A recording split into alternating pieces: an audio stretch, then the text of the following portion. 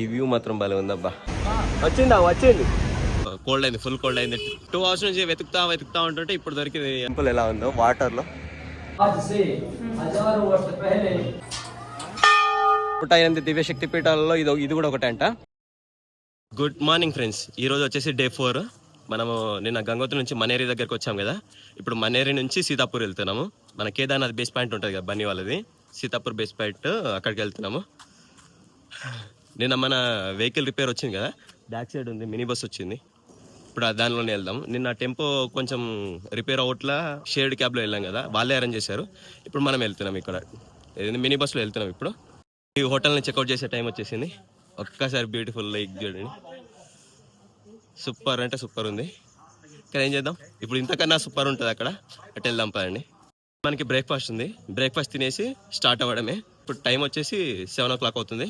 తొందరగా స్టార్ట్ అయితే తొందరగా బెటర్, ఎందుకంటే ఘాట్ రోడ్ కొంచెం మళ్ళీ ట్రాఫిక్ జామ్ అవుతుంది. ఎంత తొందరగా వెళ్ళేది అంత తొందరగా స్టార్ట్ అవ్వడం. బ్రేక్ఫాస్ట్ వచ్చేసి చోలే భటోరే, మొత్తం చప్పగా ఉంటుంది, ఉప్పు చక్కెర వేసుకొని తినడమే. మా టీం ఇది 4 టీం. తిన్నాక స్టార్ట్ అవుదాం. అక్కడ కనిపిస్తుంది కదా వెనక మినీ బస్సు, అదే మంది ఇప్పుడు ఈ రోజుకి ఇందులోనే వెళ్ళాలి. ఇలానే టెంపో ట్రావెల్ రిపేర్ వచ్చింది కాబట్టి ఇప్పుడు దీంట్లోనే వెళ్తున్నాం. ఈ వ్యూ మాత్రం భలే ఉందబ్బా, నిజం చెప్తున్నా. ఎంత అంటే అంత బాగుంది, చాలా పీస్ఫుల్, ప్రశాంతంగా. మన సిటీ లైఫ్కి ఈ లైఫ్కి చాలా డిఫరెంట్ ఉంది అసలు, తెలుసా. పొద్దు లేవనే birds, nature sound, water sound అన్నీ వింటుంటే ఒక ఫీల్, వైబ్ ఇట్లా. అంటే మనం ఇక్కడ బతకలేము కానీ ఉన్నంతసేపు మాత్రం హ్యాపీ ఫీల్ ఉంది. సరే చూడండి, ఈ ల్యాండ్స్కేప్ వ్యూ మొత్తం చూడండి ఎంత బాగుందో. Missing this scene. Totally set. Luggage చూడండి ఎంత ఉందో, 2 బ్యాగులు. ఇప్పుడు ఆ బస్సులో వెళ్ళాలి మనం. అందరూ వచ్చేస్తున్నారు, ఆల్మోస్ట్ అందరూ వచ్చేసారు. ఇంకా 2-3 ఉన్నారు.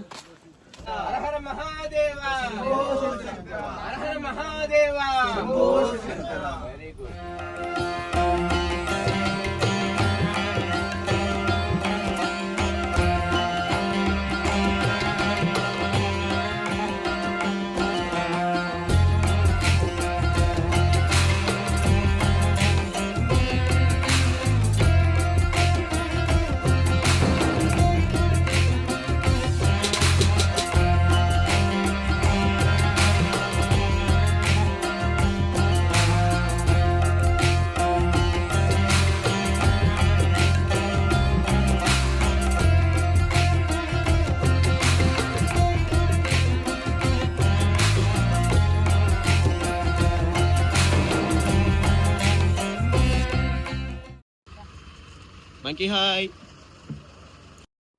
ఇప్పుడు మనం వచ్చేసాం ఉత్తరకాశీలోని కాశీ విశ్వనాథ్ టెంపుల్ దగ్గరికి వెళ్తున్నాం. ఇప్పుడు ఇక్కడ ఫేమస్ అంట, ఉత్తరకాశీలో కాశీ విశ్వనాథ్ టెంపుల్ అనేది ఫేమస్ అంట. వెళ్ళినప్పుడు మా బ్యాచ్ మొత్తం ఇంకా వస్తున్నారు. దర్శనం చేసుకొని మళ్ళీ స్టార్ట్ అవ్వడమే, సీతాపూర్కి స్టార్ట్ అవ్వడమే. ఎండ మామూలుగా కొట్టట్లేదు, దంచి కొడుతుంది. ఎంత చలి పెడుతుందో అంత ఎండ కొడుతుంది ఇక్కడ, ఘోరంగా ఉంది. అది ఇంకోటి కొంచెం గొంతు తేడా వస్తుంది, ఏమనుకోకండి. టెంపుల్ మొత్తం కోల్డ్ అయింది, ఫుల్ కోల్డ్ అయింది. 3 days నుంచి కోల్డ్ అవుతుంది కాబట్టి కొంచెం ఏమనుకోకండి. కాశీ విశ్వనాథ్ మందిర్, ఆ వెనకాల కనిపించేది కాశీ విశ్వనాథ్ మందిర్. వెళ్దాం పదండి.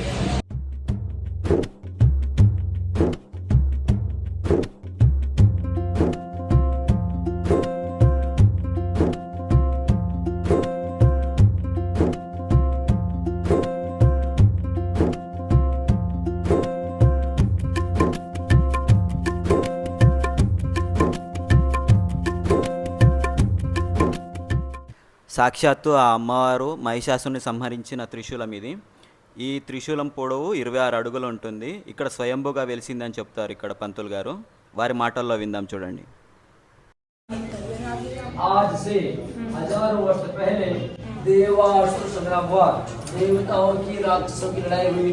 उस समय सत्य रूप से त्रिशूल स्वर्ग से प्रकट हुआ और इससे महिषासुर बाणासुर जैसे बनाया हुआ त्रिशूल कोई वैज्ञानिक प्रमाण नहीं है। जिस प्रकार से त्रिशूल ऊपर से दिखाई देता है, ठीक उसी प्रकार से बीचों बीच नहीं है।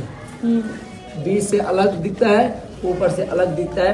इसको एक गणेश राम जी के राजा ने 7 बार खोदा गया, त्रिशूल मिलता गया। त्रिशूल का अंत का भाग नहीं मिला, बाहर से गोलाकार जो बनाया है गणेश राम जी के राजा ने बनाया। बाकी का त्रिशूल स्वयं वो है, नेचुरल है, आसन आदि का विद्यमान विराज। ఉత్తరకాశీ యమునోత్రి నుంచి గంగోత్రి వెళ్ళే మార్గంలో గంగోత్రికి 90 కిలోమీటర్ దూరంలో ఉంటుంది. భగీరథుడు గంగానది కోసం మొదటగా ఇక్కడ తపస్సు చేసి తర్వాత గంగోత్రికి వెళ్ళాడని చెప్తారు.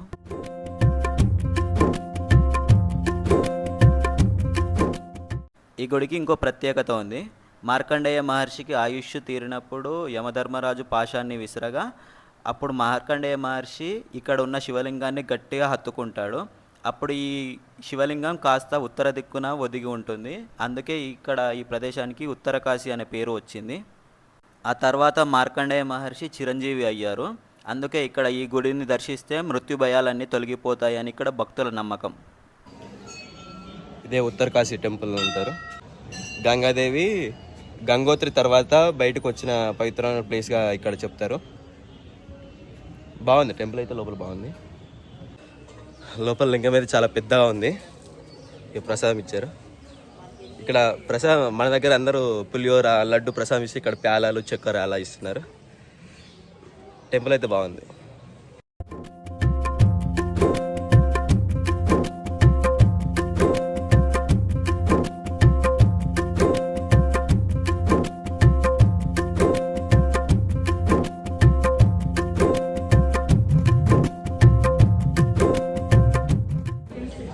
చిన్న ఉపాలయాలు ఉన్నాయి ఇక్కడ. మార్కండేయ టెంపుల్, ఇంకోటి లింగం, ఇక్కడ హనుమాన్ టెంపుల్ ఉంది. టెంపుల్ అయితే సాయంత్రం ఇక్కడ గంగాహారతి ఇస్తారంట. ఇక్కడ నుంచి 300 మీటర్లు ఉంటుందట. వీలంటే మీరు ఎవరైనా వస్తే వెళ్ళండి. అక్కడ మెయిన్ టెంపుల్ ఉంది. ఇక్కడ స్వయంభూ వెలిసిన త్రిశూలం ఉందండి.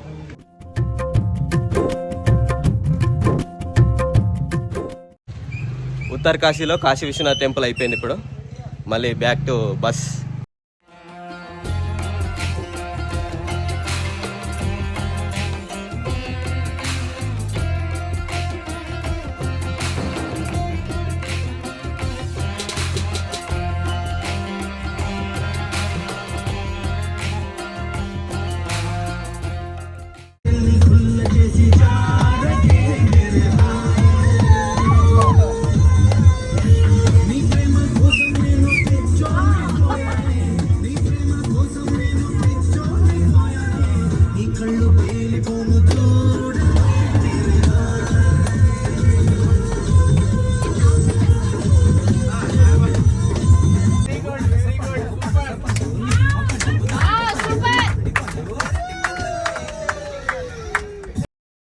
సీతాపూర్కి వెళ్తుంటే మధ్యలో అయిపోయాము. ఇక్కడ లంచ్ బ్రేక్ కోసం అని ఆగాము. టైం వచ్చేసి ఇప్పుడు 4 అవుతుంది. అప్పటి నుంచి 2 అవర్స్ నుంచి వెతుకుతా ఉంటుంటే ఇప్పుడు దొరికింది హోటల్లో. అసలు హోటల్స్ లేవు ఇక్కడ. చాలా కొంచెం ఫుడ్కి ఏమైనా ప్రిపేర్ అయి ఉండాలి. చాలా లేట్ అవుతుంది హోటల్స్ కోసం. ఉన్న దాంట్లో కూడా లేట్ ఉంది. ఇప్పుడు లంచ్ చేసాం, థాలీ చెప్పాము. అది ఎంతసేపు అవుతుంది చూడండి. థాలీ చెప్పి తిన్న తర్వాత మళ్ళీ స్టార్ట్ అవుతాం. ఇదే హోటల్. మా వాళ్ళందరూ ఎదురు చూస్తూ ఉన్నారు. థాలీ చెప్పాము. అంకుల్కి నాకు థాలీ, మనోడు జీరా రైస్ చెప్పాడు. లంచ్ అయిపోయింది, ఇప్పుడు బయలుదేరాలి. అందరి కోసం వెయిటింగ్. చూడండి, శ్రీనగర్ 9 కిలోమీటర్లే అంట.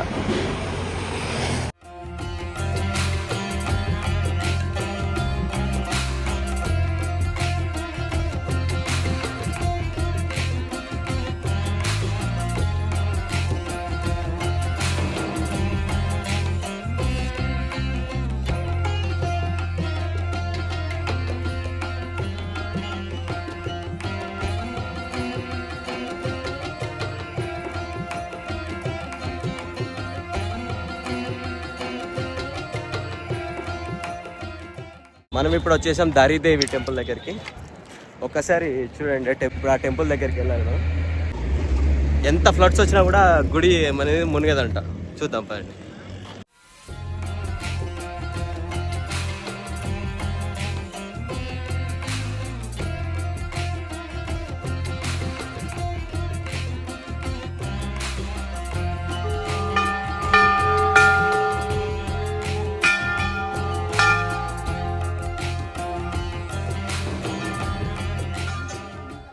టెంపుల్కి వెళ్ళాలంటే కిందికి వెళ్ళాలి. ఇక్కడ హనుమాన్ మందిర్ ఉంటుంది, స్టార్టింగ్లో హనుమాన్ మందిర్. ఇక్కడ నుంచి అది చూడండి, అక్కడ కింద కనిపిస్తుంది కదా, అక్కడి వరకు వెళ్ళాలి. ఇప్పుడు ఆ టెంపుల్ ఉందా, అక్కడి వరకు వెళ్ళాలి. దాదాపు ఒక కొండ మొత్తం దిగాలి. ఆ కొండ మొత్తం దిగితే అక్కడ వరకు కనిపిస్తాయి. కానీ వాటర్ మొత్తం సూపర్ ఉన్నాయి చూడండి. ఎంత లోతుగా ఉంది చూడండి ఒకసారి.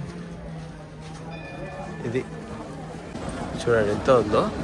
ఇట్లా తిరిగి అటు తిరిగి మాట్లాడుకోవాలి. చూడండి ఎంత లోతు చూడండి.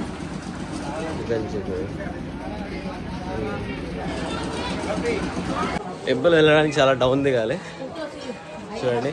ఇప్పుడు అక్కడికి వెళ్ళాలి. సగం దూరం వచ్చినాం, ఇంకా సగం దూరం వెళ్ళాలి. డౌన్ మొత్తం దిగాలి. మన వాళ్ళు మొత్తం వెనక వస్తున్నారు, వెనక వచ్చే టీం మొత్తం. మనకి ఇక్కడ అన్ని షాప్స్ ఉన్నాయి, మనకు కావాలంటే తీసుకోవచ్చు, లేకుంటే లేదు. ఇక ఎక్కడ పోయినా షాప్స్ ఉంటాయి, తెలుసు కదా. మనం అక్కడ నుంచి వచ్చాము.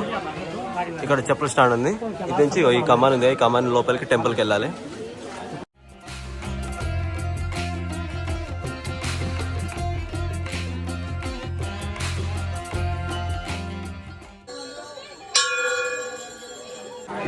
మనము నీళ్ళ మధ్యలో బ్రిడ్జ్లో ఉన్నామా, చూసారా వాటర్ ఎలా అనిపిస్తుంది. అక్కడ కిందకి పోతారు మొత్తం. దర్శనం చేసుకున్న తర్వాత టెంపుల్ స్టోరీ మనోడు చెప్తాడు. ఇప్పుడు మనోడే అన్నాడు టెంపుల్ స్టోరీ చెప్పేది.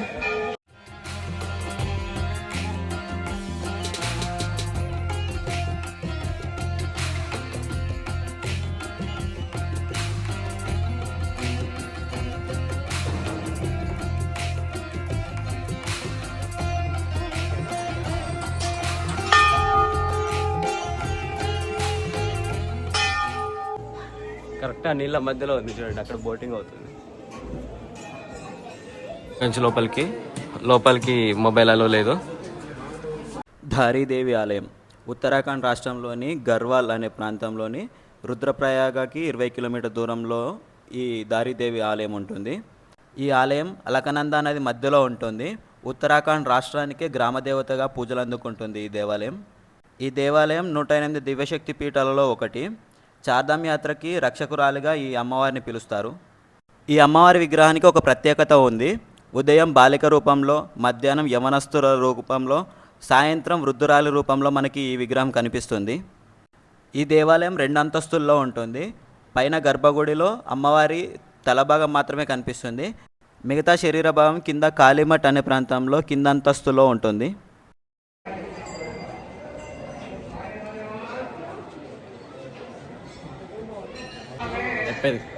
దర్శనం కంప్లీట్ అయిపోయింది. బ్రిడ్జ్ పైకి వెళ్తున్నాం పదండి. ఇప్పుడు ఎండా ఉంది. సేమ్ మన సిద్దిపేట కేబుల్ బ్రిడ్జ్ లేదు, అలా ఉంది. ఆ టెంపుల్ చూడండి ఒకసారి. మనం వెళ్ళింది అది ఇళ్ళకి చూడండి ఎంత బాగుందో. వాటర్ మొత్తం ఫ్లడ్స్ ఎన్ని వచ్చినా కూడా టెంపుల్ మునగదు అంటున్నారు చూడండి. ఇప్పుడు అదంతా పైకి ఎక్కాలి. ఇప్పుడు మనం ఆ పైన మెయిన్ రోడ్ వరకు వెళ్ళాలి. ఇది మన రుద్రప్రయాగ్ నుంచి అలకనంద రివర్ మధ్యలో ఉంటుంది. రుద్రప్రయాగ్ ఇక్కడ నుంచి 20 కిలోమీటర్ దూరంలో ఉంది. ధారీదేవి టెంపుల్ అంట. మన ఉత్తరాఖండ్ రాష్ట్రానికి గ్రామదేవత టైప్ అంట. చాలా ఫేమస్, చాలా శక్తివంతమైన టెంపుల్ అంట. 108 దివ్యశక్తి పీఠాలలో ఇది కూడా ఒకటి అంట. ఇప్పుడు ఈ టెంపుల్ గురించి మన ఫ్రెండ్ మాటల్లో విందాం. టెంపుల్ గురించి మనోడు చెప్తాడు, వినండి. టెంపుల్ గురించి చెప్పాలంటే ఏంది, అమ్మవారి దయ అంతా. ఈ అమ్మవారు అనేది ఉత్తరాఖండ్ రాష్ట్రానికి మన గ్రామ దేవత, ప్రతి ఊరికి ఉన్నట్టు ఉంటుంది. కానీ 2013లో ఈ టెంపుల్ని ఒక హైట్ లెవెల్లో తీసుకెళ్దామని అనుకున్నారు. కానీ ఈ టెంపుల్ని తీసేసి కొన్ని గంటల్లోనే మనకి ప్రళయం అనేది వచ్చింది. మన ఇండియాలో ఫస్ట్ లార్జెస్ట్ ప్రళయం అనేది వచ్చింది ఇక్కడనే. ఎన్ని సునామీస్ పోల్చినా, ఏదైనా పోల్చినా ఆ అమ్మవారికి ఉన్న శక్తి అలాంటిది. దాని తర్వాత ఈ ఏదైతే కేదార్నాథ్, చార్ధామ్ అంతా మునిగిందో వాటర్ ద్వారా, ఈ హిమాలయస్ నుంచి వాటర్ రావడం వల్ల అప్పుడు ఈ అమ్మవారిని మళ్ళీ అదే ఎక్కడైతే నిలబెట్టారో అక్కడే మళ్ళీ నించుంది.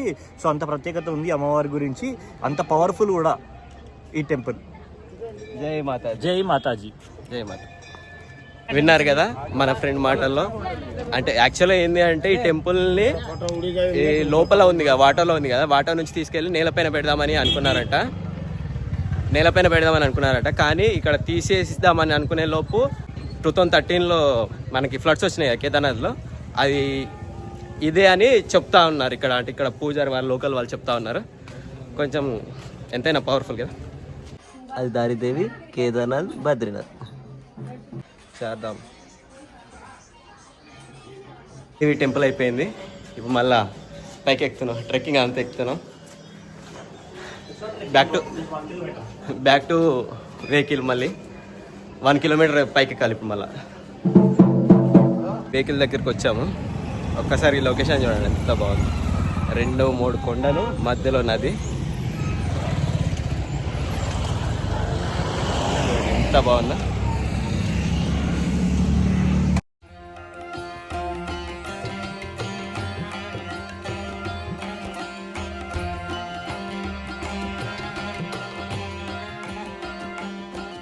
A few moments later. మొత్తానికి మనం సీతాపూర్ రీచ్ అయినాం. సీతాపూర్లో మనం బన్నీబాయ్ దగ్గర బేస్ పాయింట్ ఉంది కదా, వెనకాల అది బేస్ పాయింట్ దగ్గరికి రీచ్ అయిపోయాం. లిటరల్లీ 14 అవర్స్ జర్నీ పట్టింది. ఇక్కడ నుంచి దూల తీరింది. ఇక మనకి ఇన్స్టాలో బన్నీ బిట్ కింగ్ అక్కడే ఉన్నాడు. కొద్దిసేపు అయిన తర్వాత బ్రీఫింగ్ అంట, వెళ్ళి చూపిస్తాను. ఫస్ట్ ఆకలి అవుతుంది, తిన్న తర్వాత చూపిస్తాను పదండి. రేపు డే 5 కేదార్నాథ్ ట్రెక్ స్టార్ట్ అవుతుంది. ఎర్లీ మార్నింగ్ 3 గంట. నేను మార్నింగ్ లేచినప్పుడు చూపిస్తాను, కానీ చేద్దాం పదండి. ఇదే బన్నీ బ్రోది మొత్తం కింగ్డమ్. ఇది వచ్చేసి లంచ్ టైప్, దానికి డిన్నర్కి లంచ్కి. ఇది వచ్చేసి రూమ్స్ అవి కింద.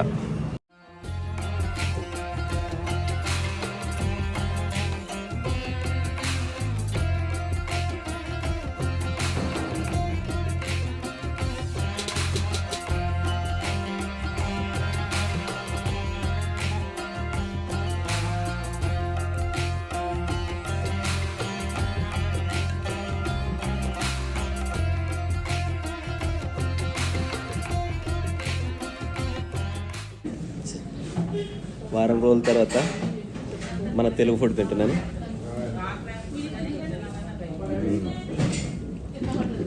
పచ్చి పులుసు చేసినా కానీ చాలా బాగుంది తెలుసా. ఎంతైనా మన తెలుగు ఫుడ్. అన్నీ బ్రో బయట ఉన్నాడు. మన తెలుగు ఫుడ్ పచ్చి పులుసుతో తిన్న ఆనందం వేరే ఉంటుంది. రోజు ఆ సప్పటి గడ్డి కూర తినే కంటే పచ్చి పులుసుతో తిన్నా నేను. కారం నూనె వేసుకొని తినేది better. A few moments later.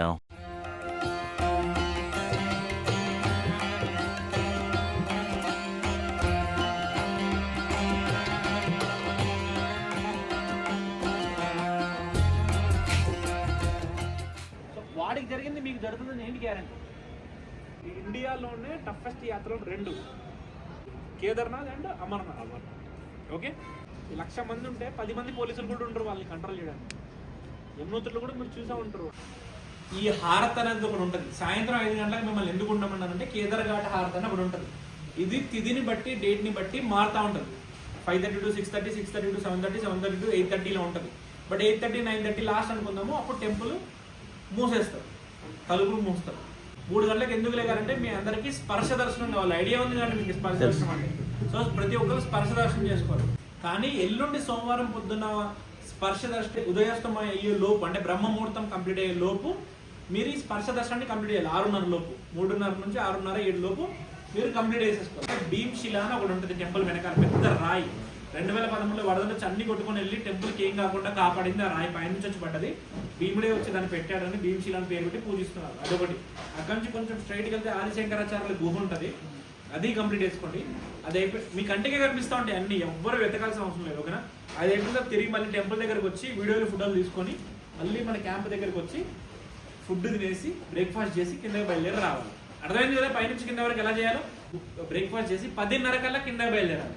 ఈ 10:30 కల్లా కిందకి ఎందుకు బయలుదేరాలో అంటున్నానంటే, మీరు త్వరగా కిందకు వస్తే గౌరీకుండ దాటేస్తే, ఇప్పుడు ఇలాంటి వర్షం పడే టైంలో మీరు గౌరీకుండ అవతారు ఉన్నారు, అక్కడ ఫుడ్ దొరకదు, అక్కడ ఎటువంటి సదుపాయాలు ఉండవు, కొన్నిసార్లు లైట్ కూడా ఉండదు దారిలో. అప్పుడు ఎంత ఇబ్బంది పడతారు ఆ చలిలో మీరు. అర్థమవుతుంది కదా? సో చీకటి పడేలోపై గౌరీకుండ దాటేసేయాలి. అర్థమైంది కదా? ఈ టైం టేబుల్ ప్రకారం వెళ్తే ఎటువంటి ఇష్యూ అయితే రాదు. లాస్ట్ అండ్ ఫైనల్ ఒక విషయం చెప్తున్నాను. ఇది ఏంటంటే, ఈ పెద్ద ట్రెక్ కాబట్టి గైడ్ ఎప్పుడు వెనకాలే ఉంటాడు. మరి ఎందుకు ముందు ఉంటాడంటే, గుర్తుపెట్టుకోవాల్సింది మీరు, కేదార్నాథ్కి ఒకటే దారి ఉంది. ఈ ఒకటే దారిలోనే వెళ్ళాలి, ఒకటే దారిలోనే రావాలి. 1,00,000 మంది జనం వెళ్తారు, గుర్రాలన్నీ అందులో వెళ్తే అన్ని అందులోనే తిరిగి వస్తాయి. డోంట్ వరీ, మధ్యలో మీకు ఏదైనా ఇష్యూ వస్తే గైడ్ నెంబర్ ఉంటుంది, మీరు ఫోన్ చేస్తే మీ దగ్గరకు వచ్చేస్తారు తను. సో దీన్ని ఆక్సిజన్ క్యాన్ అంటాం, ఓకేనా. దీంట్లో ఈ మోడల్లో ఎగ్జాక్ట్లీ 12 లీటర్లు ఆక్సిజన్ ఉంది, 12 లీటర్స్ ఆఫ్ ఆక్సిజన్ ఇక్కడ మెన్షన్ చేసుకున్నాం. అండ్ ఇది అసలు బరువే ఉంటుంది, ఖాళీ వాటర్ బాటిల్ ఎంత బరువు ఉంటుందో అంతే బరువు ఉంటుంది, క్యాన్ కాబట్టి. మరి దీన్ని ఎలా వాడాలి అంటే సింపుల్, దీనికి ఒక కవర్ వస్తుంది పైన, అది పీకొద్దు, అది పీకితే రిటర్న్ తీసుకోవాలి. సో ప్రాబ్లం వస్తే కవర్ పీకేసి దానిపైన ఇక్కడ నాబ్ వస్తుంది, దాన్ని తీసేయాలి. ఇది తీసేస్తే ఇక్కడ స్ప్రే లాగా కనిపిస్తుంది మీ అందరికీ. దీన్నేమో మాస్క్, ఇదే మాస్క్, దీనికో హోల్ ఉంటుంది, ఓకేనా. సో దీన్ని ఇందులో పెట్టాలి ఇలా, ఓకే.